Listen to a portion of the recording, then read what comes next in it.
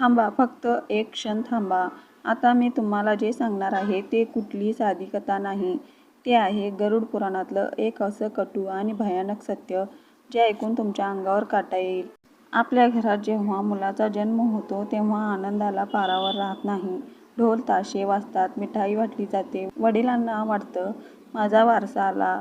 पण कधी शांत बसून विचार केला आहे का, हा मुलगा खरोखर तुमचा आधार आहे की तुमच्या पूर्वजन्माचा हिशोब चुकता करायला आलेला आहे? गरुड पुराण सांगतं, या जगात काहीही योगायोगाने होत नाही. प्रत्येक जन्म, प्रत्येक नातं हे ऋणानुबंध या नियमाने बांधलेले असते. म्हणजेच आपल्या पूर्वजन्मातील कर्माचं कर्ज. गरुड पुराणानुसार मुलगा मुख्यतः 4 प्रकारात जन्म घेतो. 1. शत्रुपुत्र. कधी पाहिले का एखादा मुलगा आपल्या आईवडिलांना त्रास देतो, त्यांना अपमानित करतो, घराबाहेर काढतो? गरुड पुराण सांगतं, तो मुलगा नसतो, तो तुमच्या पूर्वजन्मातील शत्रू असतो. ज्याच्यावर तुम्ही अन्याय केला होता तोच आज तुमचा मुलगा बनून बदला घेतो. 2. ऋणपुत्र. हा प्रकार खूप वेदनादायक असतो. अशा मुलाच्या जन्मानंतर घरात आजारपण, दुःख आणि संकट येतात. आई वडील सगळं काही खर्च करतात, पण शेवटी तो मुलगा त्यांना सोडून जातो. गरुड पुराण सांगतं, तो तुमचं जुनं कर्ज वसूल करायला आलेला असतो. 3. सेवकपुत्र. हा मुलगा श्रवण कुमारासारखा असतो.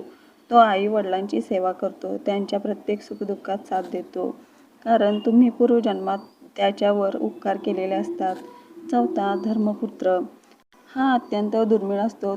तो फक्त स्वतःसाठी नाही, तो समाजासाठी जगतो. तो आपल्या आईवडिलांचं नाव उज्ज्वल करतो आणि त्यांना मोक्षाच्या मार्गावर नेतो. याचा अर्थ असा नाही की आपण आपल्या मुलावर प्रेम करू नये, पण एक गोष्ट लक्षात ठेवा, अंधपुत्र मोह हे सर्वात मोठं बंधन आहे. अचानक अनेक लोक आपल्या मुलासाठी चुकीचे मार्ग निवडतात, पण त्यांचे परिणाम त्यांनाच भोगावे लागतात. गरुड पुराण स्पष्ट सांगतं, प्रत्येकाला आपल्या कर्माची फळं भोगावीच लागतात. आपल्या मुलावर प्रेम करा, त्यांना चांगले संस्कार द्या, पण अपेक्षांच्या जाळ्यात स्वतःला अडकवू नका. ज्या दिवशी तुम्ही अपेक्षा सोडाल, त्या दिवशी तुम्ही खऱ्या अर्थाने मुक्त व्हाल.